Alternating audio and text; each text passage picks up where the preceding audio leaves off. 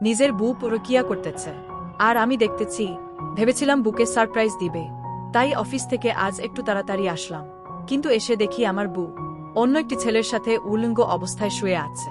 আমি অবশ্য ভিডিও করে রাখলাম, কারণ পরে ইতি আবার অস্বীকার যাবে তাই।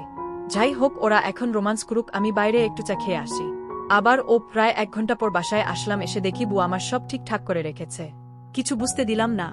ইতি, আমার জানটা আজ এত তাড়াতাড়ি আসলো অফিস থেকে, কারণটা কি? হাসিব, না তেমন কিছু না, আজ একটু তাড়াতাড়ি ছুটি হল। ইতি, তোমাকে বলছি না যখন অফিস থেকে আসবে আমাকে ফোন দিয়ে আসবে, আমি তোমার জন্য একটু নাস্তা তৈরি করব। হাসিব, আচ্ছা বাবা, সরি আমার ভুল হয়েছে, এখন কিছু খাইতে দা। ইতি, তুমি ফ্রেশ হয়ে আস, আমি সব কিছু রেডি করতেছি। মেয়ে মানুষকে চেনা বড়ি দা, একটু আগে অন্য ছেলের সাথে পরকিয়া করল, এখন আবার পুরাই চেঞ্জ হল।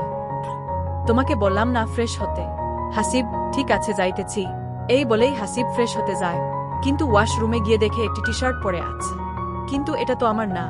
হাসিব, ইতি এইখানে আসত। ইতি, হয়েছেটা কি শুনি? এমন ভাবে ডাকতেছ কি জানি কি হয়েছে। হাসিব, এটা কার টি শার্ট আর এখানে কি ভাবে এল? ইতি কিছুক্ষণ চুপ থেকে বলতে শুরু করে। ইতি, আরে চিনতে পারো নাই, এটা ছোট ভাইয়ের। ও যখন সামনের বার এসেছিল হয়তো ভুল করে ছেড়ে গেছে। হাসিব, ও ঠিক আছে। এইভাবেই দিন যেতে লাগে। হাসিব অনেক ভালোবাসে ইতিকে, তাই কিছু বলে না, সবকিছু সহ্য করে। অফিস শেষে হাসিব সিএনজিতে করে বাসায় যাইতেছে, এমন সময় ট্রাফিক জ্যামে পড়ে যায়। একটু বাইরে তাকাতেই দেখতে পায় যে ইতি আর সেই দিনের ছেলেটি রিস্কায় করে আমার বাসার দিকেই যাচ্ছে। ইতি, এই রহিম কবে আমাকে বিয়ে করবা বলো না প্লিজ। রহিম, আরে পাগলি, আর কিছুদিন অপেক্ষা করো, বিয়ে করে নিয়ে আসবো তোমাকে। ইতি, তাই জান। রহিম, জান আমার। এই সব কিছুই হাসিব শুনতে পায়। সিএনজিতে থাকার কারণে ইতি দেখতে পায় না হাসিবকে।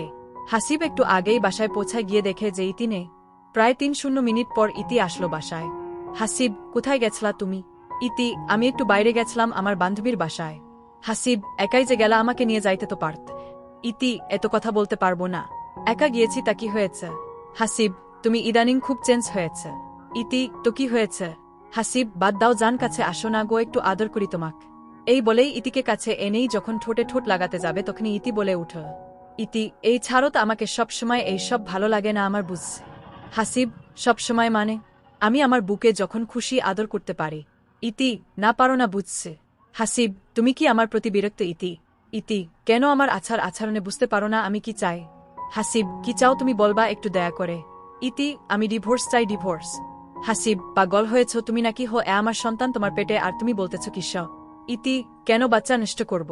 আর সমস্যা হবে না? এই কথাটি শোনার পর হাসিব আর ঠিক থাকতে পারে না, তাই ঠাসস করে থাপ্পড় লাগিয়ে দেয়। হাসিব, আর যেন কখনো না শুনি যে তুই ডিভোর্স কথা বলতেছিস। ইতি, একবার কেন 1000 বার বলবো আমি? হাসিব, ভালো হবে না, এটা মনে রাখিস। ইতি, তোকে ডিভোর্স দিতে হবে না, আমি নিজেই দিব ডিভোর্স। হাসিব আর কিছু না বলে বাইরে চলে যায়। ইতি, হ্যালো রহিম, তুমি কবে বিয়ে করবা বলো তো আগে আমাকে। রহিম, আরে এত পাগল হচ্ছ কেন?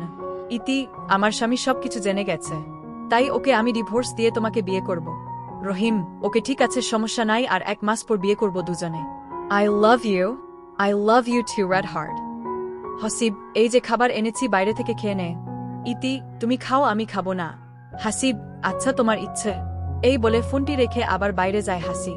কিন্তু কি যেন মনে করে ইতি হাসিবের ফোনটি চাপতে লাগল। তখনই ইতির চোখ পড়ে রহিম আর ইতির পরকিয়া ভিডি। তার মানে কি হাসিব সবকিছুই জানে? এইগুলা ভাবতে ভাবতে ইতি ঘুমিয়ে পড়ে। কিন্তু পরের দিন ইতি শুনতে পায় যে রহিম নাকি